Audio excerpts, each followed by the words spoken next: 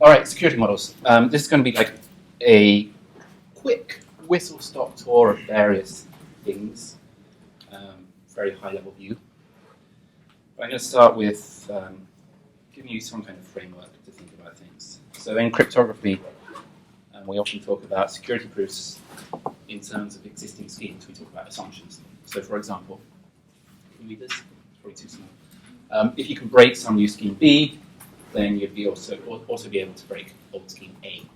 Right? That's how we make security proofs. So for example, under the random oracle model, so if we have a hash function that we model as being random, if you can break that root, then you can break the discrete log problem over the elliptic curve in general. Right? And the contrapositive is true that if old scheme A is secure, then new scheme B is secure. If you can break new scheme B, then you can break old scheme A. So why do we think that the discrete log problem is hard over elliptic curves? Yeah, that's an actual question. Yeah. Because like exponenting is very easy, but doing logarithms is very hard, and we don't know of any algorithm that can do logarithms like efficiently. Mm-hmm.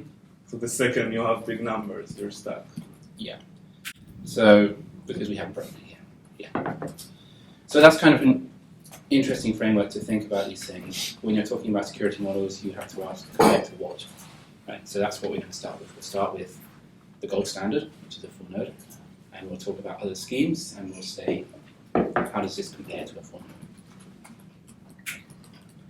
node? A lot of these things are about lowering the cost of being able to interact with the big network. I mean, all of them are. Running a full node is expensive in terms of bandwidth, memory, compute.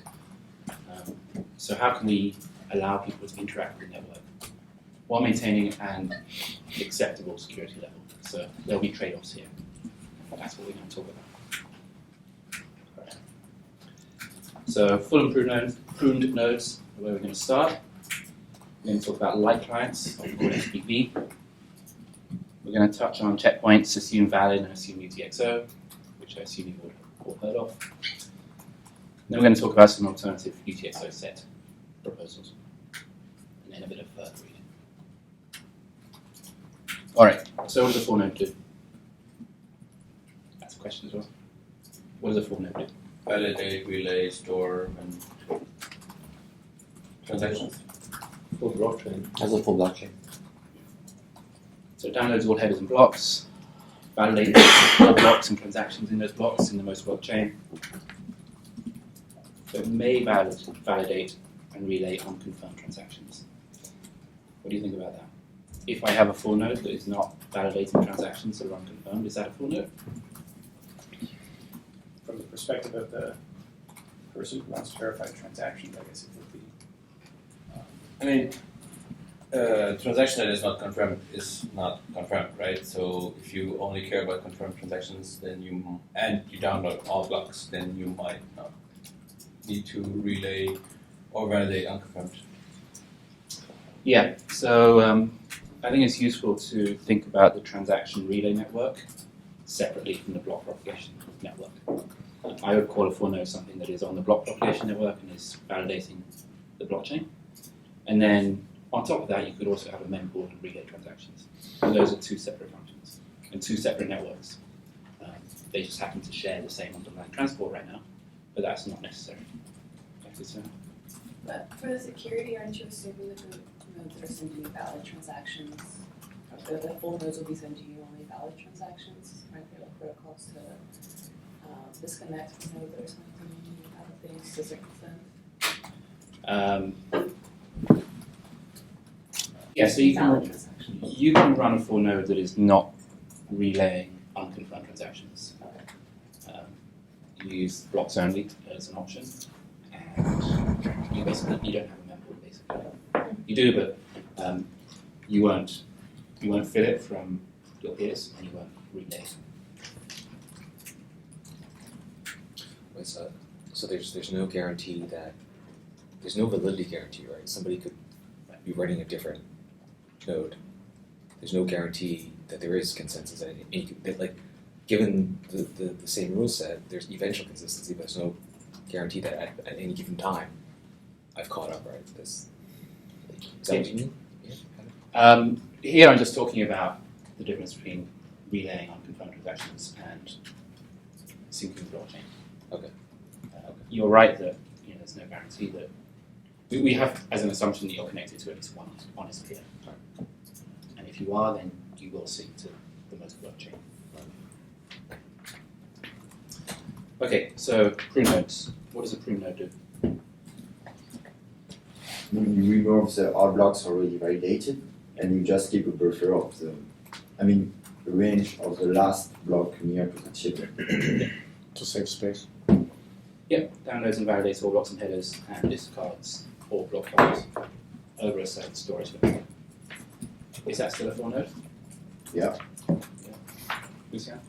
Okay, question, but also the answer would be no, because if the reorg is larger than how much that node is stored, then we can't reorg it. Do they keep the headers or just discard the bodies or discard the full? It discards the full data, the full serialized block. You keep your chain state, which is your view of the most work chain. You discard all of the serialized data. You also keep the undo files, so you can efficiently undo a block.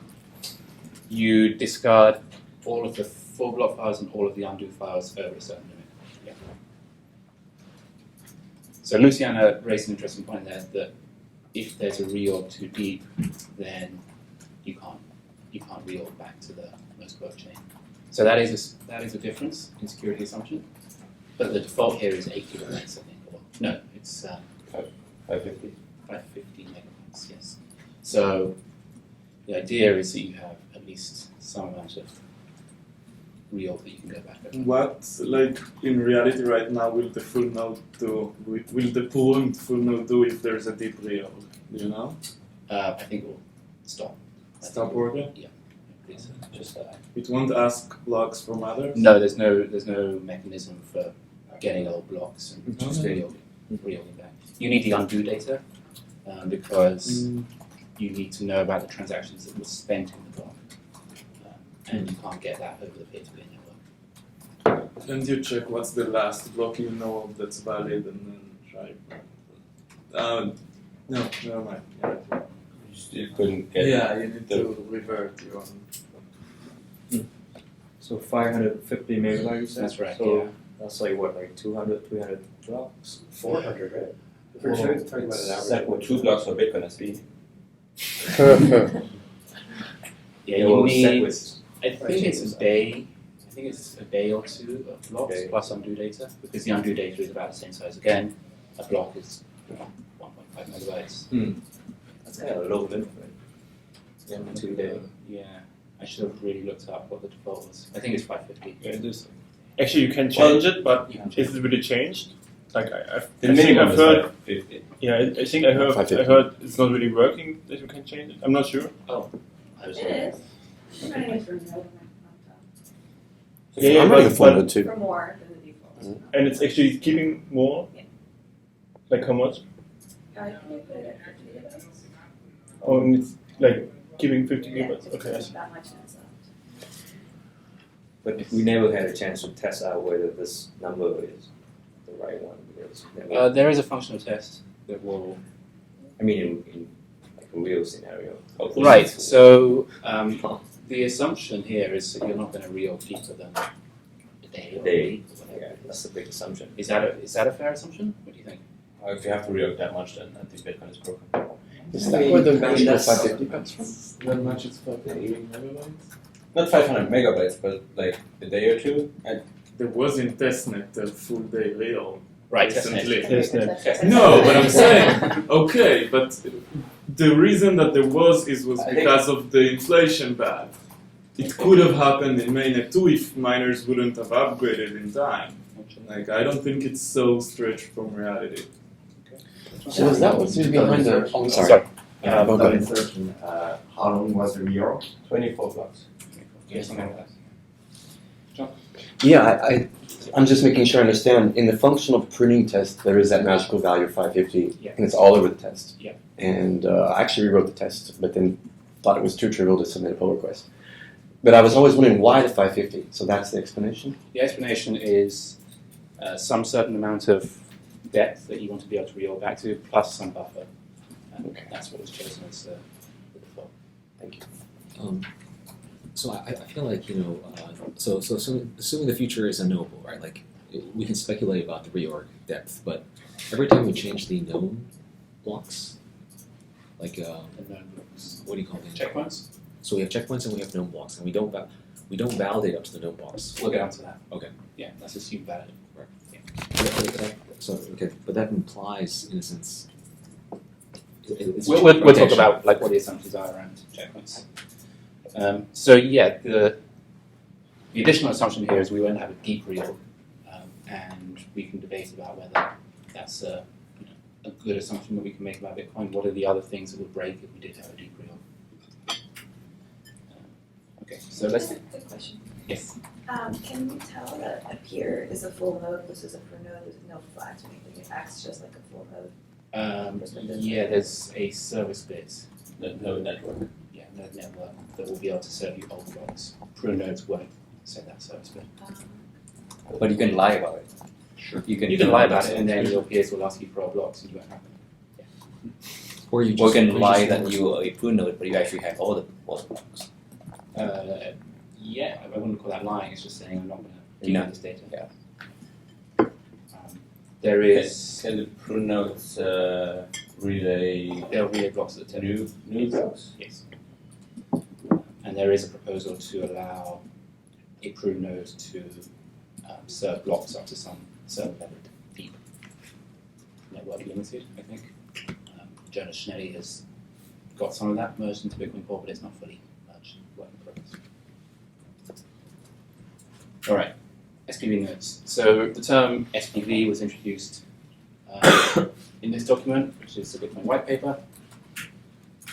And Satoshi said, it is possible to verify payments without running a full network node. The user only needs to keep a copy of the block header in the longest proof of work chain, which he or she can get by querying network nodes until they're convinced they have the longest chain, and obtain the Merkle branch linking the transaction to the block is timestamped in.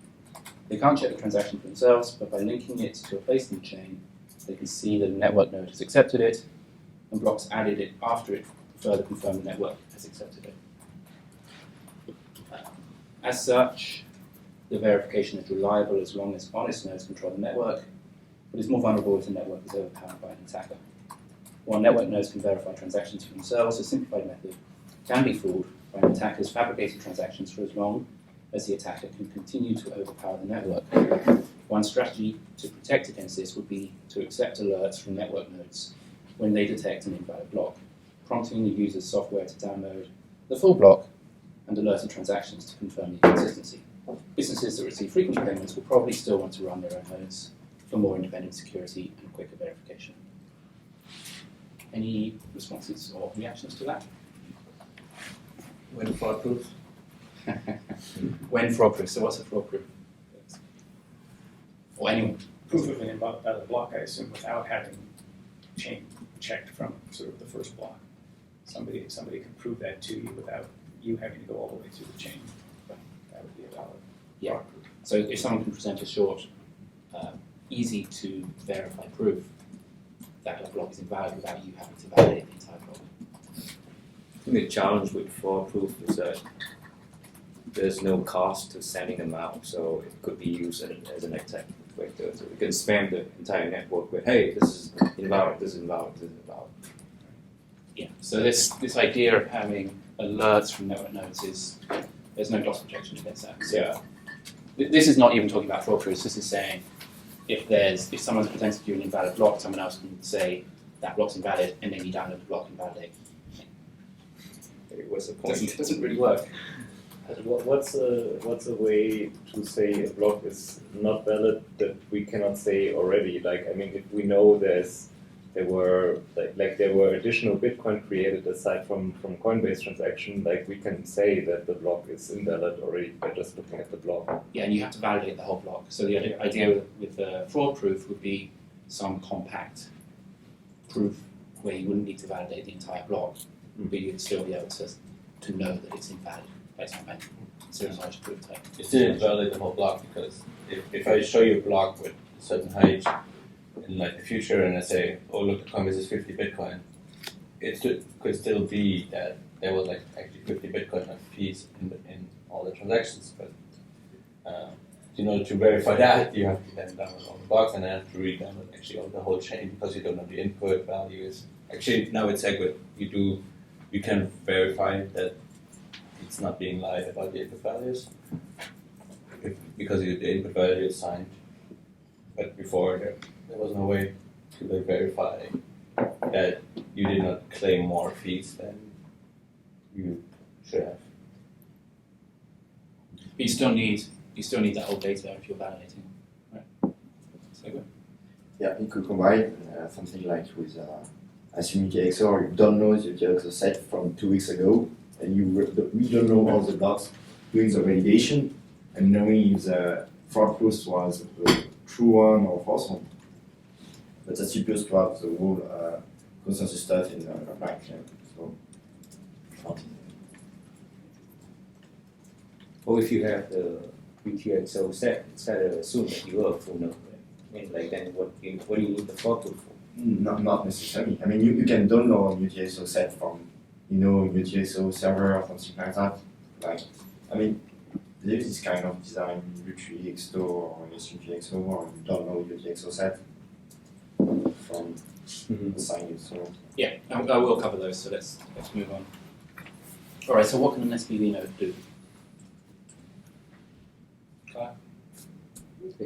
Well, they can pick up when you receive transactions. They can broadcast transactions. So they can verify the transaction has been confirmed by a certain amount of work, and presumably they're syncing the headers chain so they can know what the most cumulative block is, assuming they have knowledge. Right? So they know there's work there. They don't know that it's valid or invalid blocks. They know it's valid work, They know it's valid work. Yeah, you can't fake work. as in like retargeting. Yes, if you're syncing the headers, you know the timestamps and you know the end bits, so you know how much work the header should include by looking at the hash. You know that it does something like that. Well, they can't verify if the money supply has been inflated. Right? So there could be a block in the past that inflated, but they wouldn't know that. Correct. Yes. So what can't you do? Determine whether the block or transaction chain is valid. So when I say transaction chain, I mean transaction and all of its ancestors going back to the Coinbase where those coins were minted. Unless you've got a Merkle proof for every step in that path.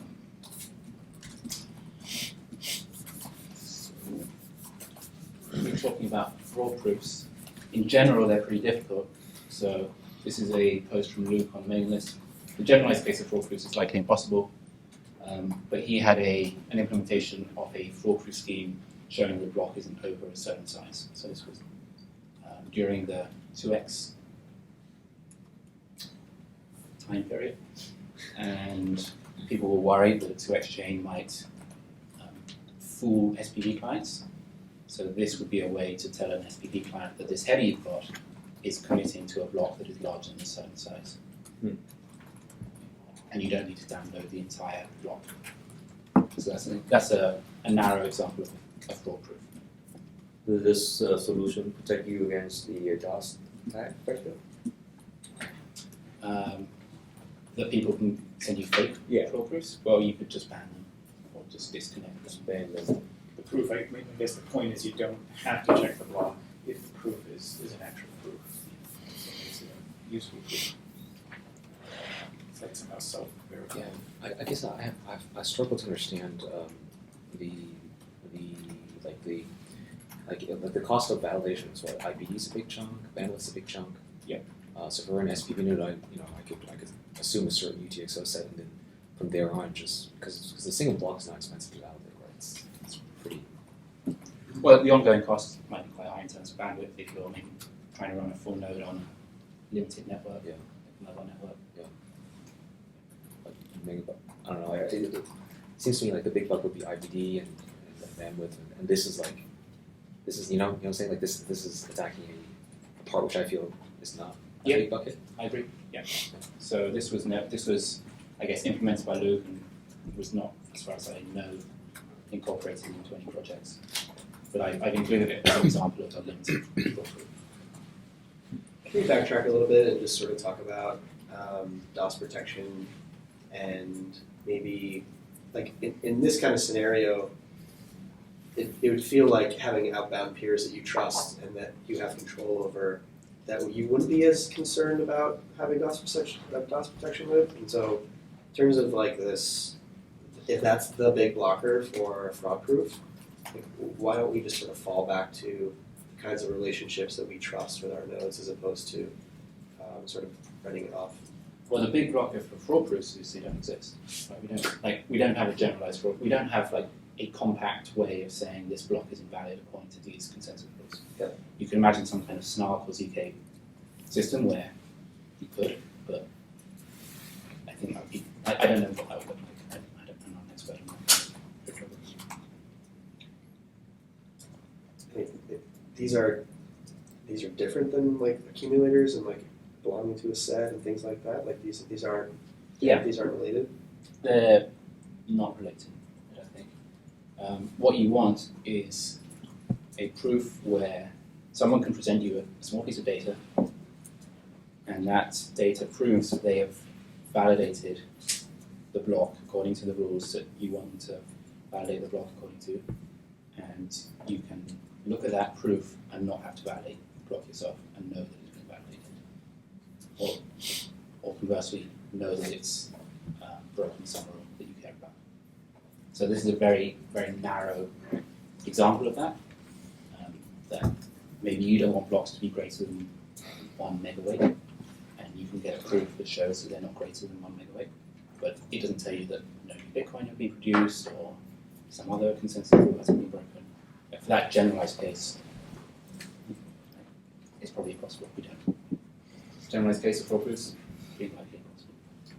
Yeah, I'm really curious how he actually implements this, because even for valid fraud proofs, so you sound an alarm when there's something's going wrong. But the question is how long you sound that alarm, right? You can keep sounding that alarm for like a week and say that, hey, I don't know, like nobody tells me to stop, so I just keep sounding this alarm. And then that could be also a DOS attack. Like a fraud proof is like alerting you to an event, like a snapshot of the network. But like, how long do you keep broadcasting this fraud proof, right? Well, the difference between a fraud proof and what the white paper said was the white paper said your peers could alert you without giving you a proof, right? So they're to say this block is bad, and then you would download the block and check yourself, and that's expensive for you to do. But yeah, my question is how long do you keep doing that? Like, hey, watch out for this block, like it's invalid. Yeah. Well, how long do you keep doing it? I mean, maybe as long as it's got the most work on it. I can take a look at that. Okay, so they can't determine whether the block's invalid. They can't enforce your set of consensus rules. Now, in general, most of us use the same set of consensus rules, right? We're running Bitcoin. But in some circumstances, you might care about your consensus rules being specific consensus rules. An example of this is 2x fork, where the authors and the proponents of the 2x fork announced as a feature that changing the size of the block has no impact on light clients, right? So if you thought, say, that 2x was not Bitcoin, you'd see this as an attack on SPV clients because you're sending them something which is not a Bitcoin block, but they perceive it as a Bitcoin block. Does that make sense? The SPV clients are not enforcing any consensus rules.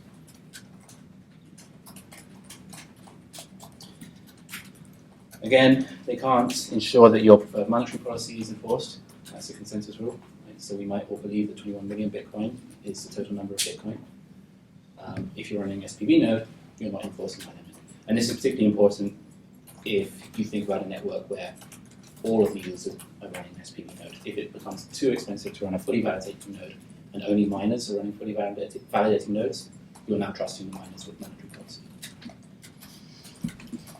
John, do we have any sort of idea what the ratio is of light to full? I don't know. Like some general order of proportions. For the ones that are accepting incoming connections, it's like 95%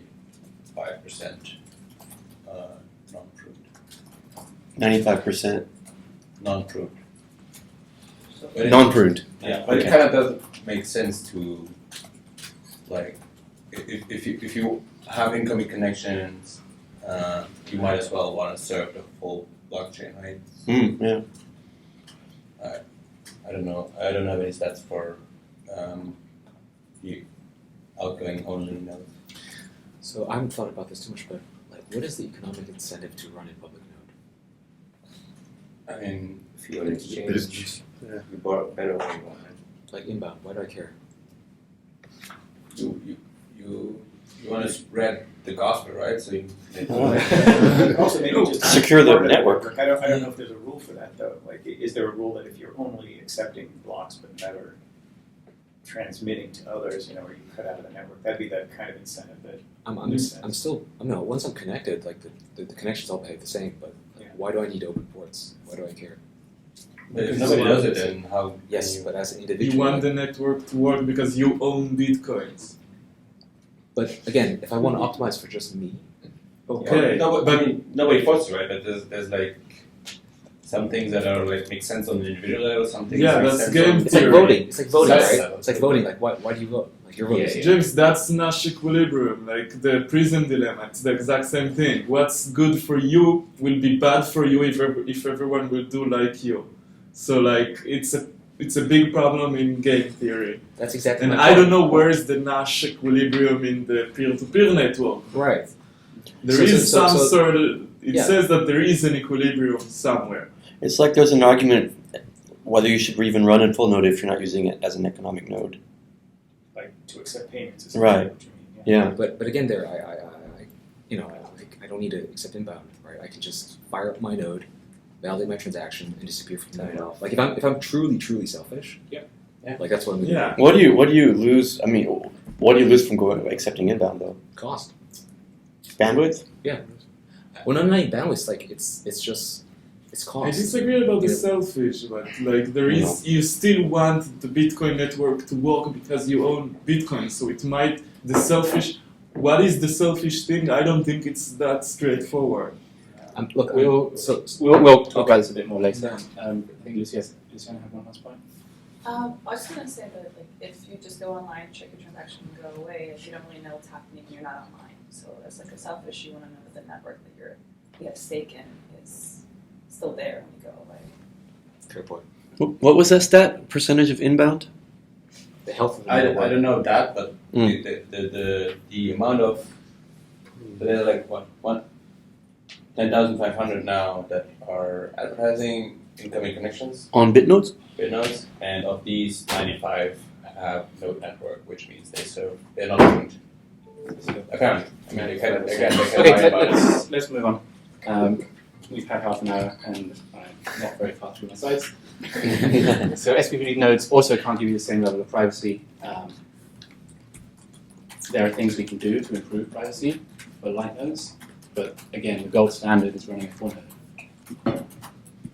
Anyone want to talk about that? Any thoughts? This was sort of broken with the bloom filters, right? Yeah, it's broken with the Bloom filters. So Whatever your strategy is for downloading transactions that you're interested in, if you're downloading a subset of data, you're leaking something. You can't be like information theoretically perfectly private unless you're downloading the full block. It's the same thing with bit message. Right? Okay, I don't know about myself.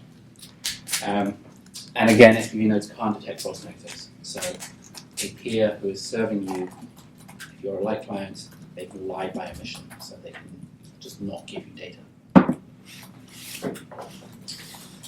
Okay, what about Satoshi's vision? just quickly on that last point. So the fact that you cannot detect false negative, that has impact or consequence for the Lightning Network, right? Because Yes. you cannot tell when the channel has been closed. I think that's huge, right? With plume filters, yes. Yeah.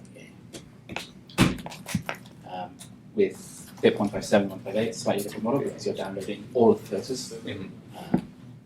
And unless all of your peers are lying to you about those filters, Mhm. then you'll know that some transactions have been included. Oh, and I didn't mention fee estimation. So the way fee estimation works in Bitcoin Core is that we look at the mempool.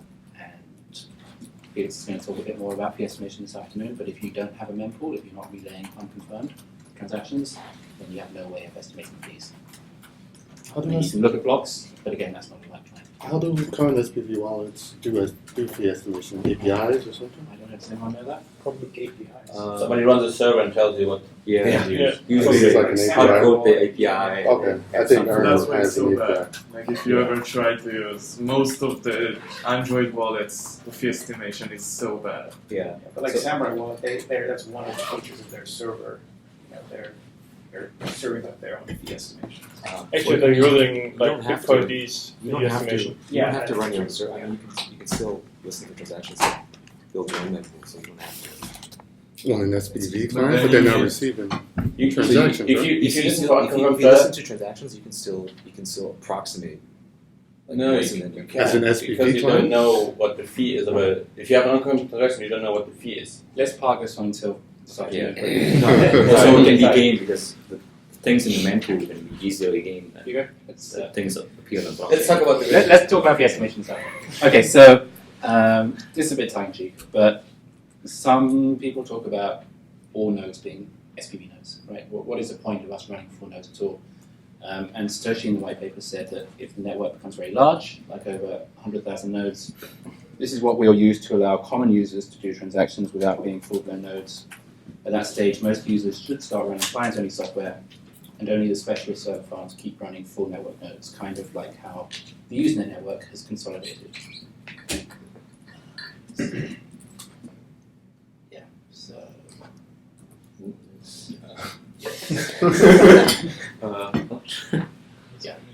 So this was back in 2010, but also the white paper states businesses that receive frequent payments will probably still want to run their own nodes for more independent security and quicker verification.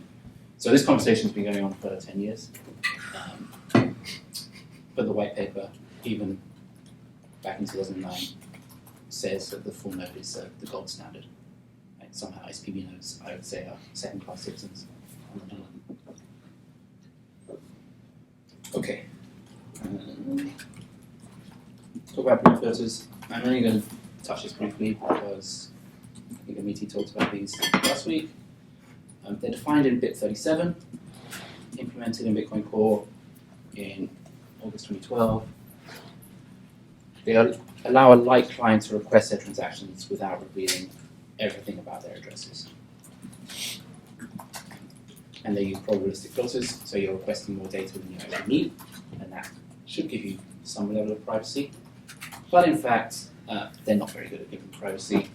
And this blog post, so that's BIP 37, this is the implementation, quite a big change in that PR.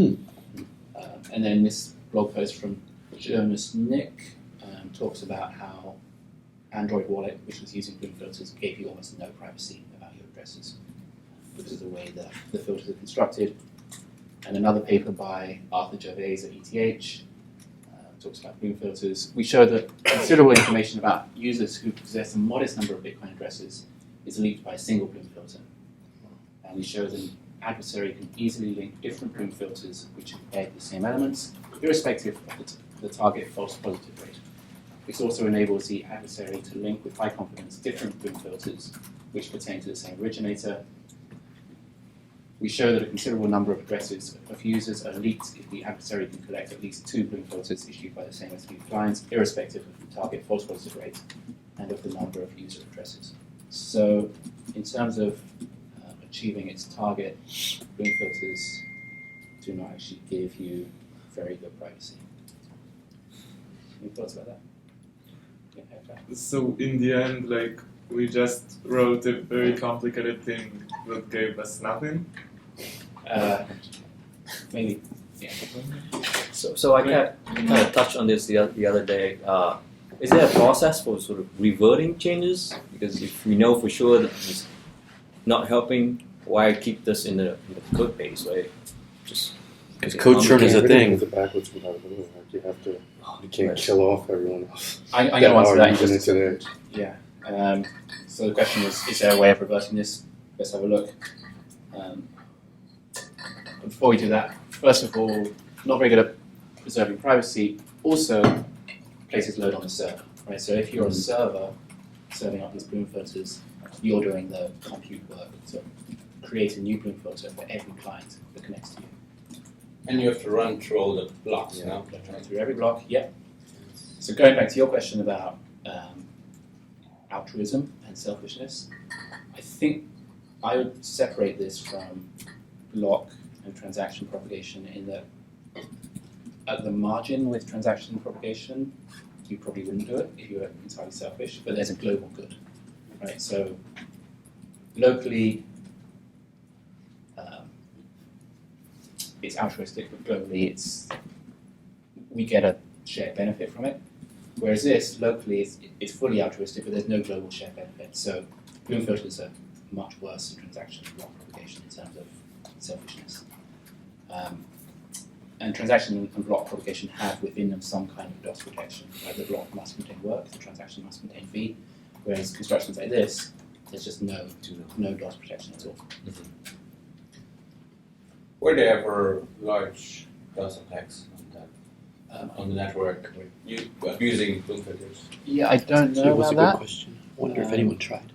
But they want to try DOS. Sorry, what's that again? Yeah. I wonder if anyone tried to revert it. John? Sorry, can you? Was that? I was just telling him I thought it was a good question. I was wondering if anyone tried to undo it. I know that there is a GitHub repo from Peter Todd called Bloom.io attack, so maybe you can try it at home if you want. But yeah, a single syncing wallet causes 80 gigabyte of disk reads and a large amount of CPU time, so it seems trivially possible. Highly asymmetric. Very asymmetric. So this issue came up when I was researching BIP21/BIP70 to the idea, like, there's a proposal to remove it as at least a default BIP70, but it's not always as simple as just getting rid of bad code. Right, so BIP70 is an application layer. Yeah. So Yeah. it's really down to the application or the client. This is P2P. Sorry. So again, it's down to the client. It's not consensus at all. So individual clients can decide not to participate in the filters. There was a question last week about SegWit, and the answer is, yeah, it doesn't work with SegWit, because if the pub key is in the witness, then that's not included in the bloom filter. And I think intentionally we didn't update bloom filters to support SegWit. And generally not advised. I'd say if you're running a full node, it will probably be disabled in the next version of Bitcoin Core. Yeah, I think that was Luke, which has an argument saying that bloom filters could be good if you can connect your mobile wallets to your phone node, because you don't have to do the work again, like in the BIP 157 neutrino style, if you have multiple mobile wallets connected to it. Yeah. So I think you would stay for the winter. Yeah, sorry, I misspoke. Disabled by default. Yeah. Wouldn't it be nice to still have it, but have it like with the as you said, but using the encrypted transitionally thing authentication. So if I use my Android wallet, I can authenticate to my own node. Yeah, and Nicolas Dorier also wants that for BTC Pay server, where you connect to a trusted node, and the trusted node serves you in the process. So, Wait, I don't understand that. Why do you want a bloom filter if it's a trusted node? You don't leak privacy because it's your But if node. you're trusting it already. It's your home node. Yeah, but your trusted node, couldn't your trusted node just have the Well, yeah, we could just Yeah. like use operation. Why do you need to Because I don't think there is right now in Bitcoin any way to securely communicate with you for now. Yeah. The only Okay. way is like use Electrum server and then you're on, but not part of Bitcoin Core. And also like there doesn't. Luke is trying to implement that. You could probably connect to it or like have your keys on that server, right? But then, I mean, I'd rather have my keys on my phone than on the server, which is constantly online and has incoming connections. But if it has like an XPub or something, you don't have to you don't have to do all of your Yeah. transactions. No, but you're saying you can just give it the public the address and say what transactions are there. But because it's not secure connection, then you can't do that. That's more code though, I think. I mean, it would be nice to have that, but I think that's a lot more code than what we have right now. I think right now the best solution for that is actually a laptop server. Yeah. Because that's a way to really have Yeah, trusted private. node private that you securely communicate with it. At least until Luke he's implementing in his own Bitcoin nuts implementation something to securely communicate. So after that it might be nice. Yeah. So here's Nicolas Doré. He maintains BTC Pay server, and he's saying there's no reason not to support Bloom filters for whitelisted peers. So if you pre-configure the IP address of your peer, you should be able to set up. Well, so much stuff in just the last two weeks. Yeah, this was in response to the mats, the blue mat. 16 or 17? I've lost my tab now. Is there any statistics how many nodes have it enabled? Almost all, like 90%. Everyone enabled? Bloom. Node Bloom. Switch out. Switch me out.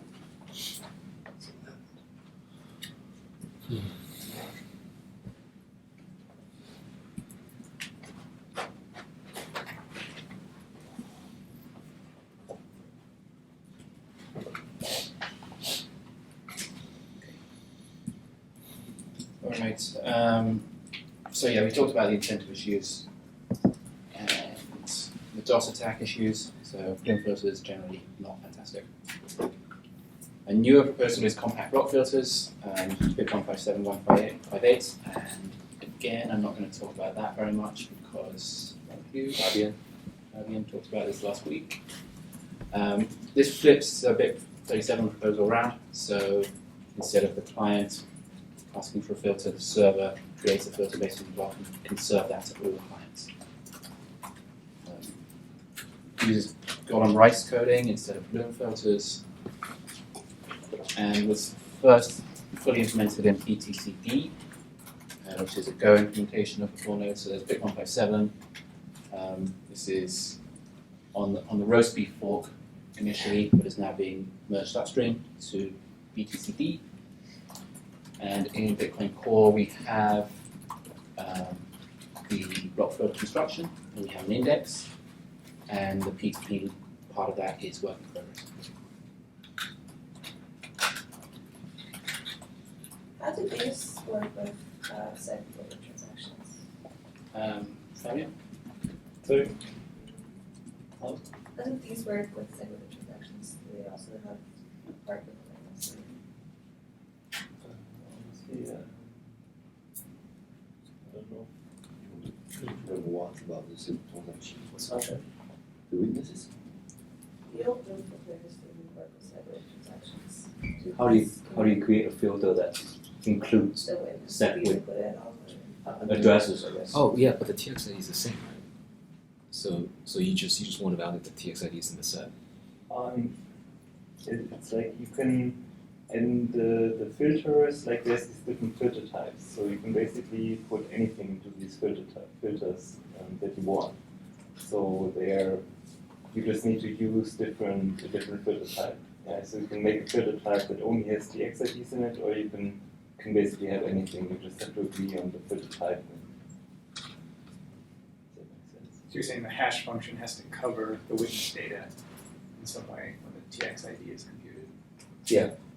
Yeah, and I believe these cover the script statement, right? So, Yeah, But scripts it exactly. Yeah, I'm oh, confused. sorry, the script hotkey. So that's also not witness, right?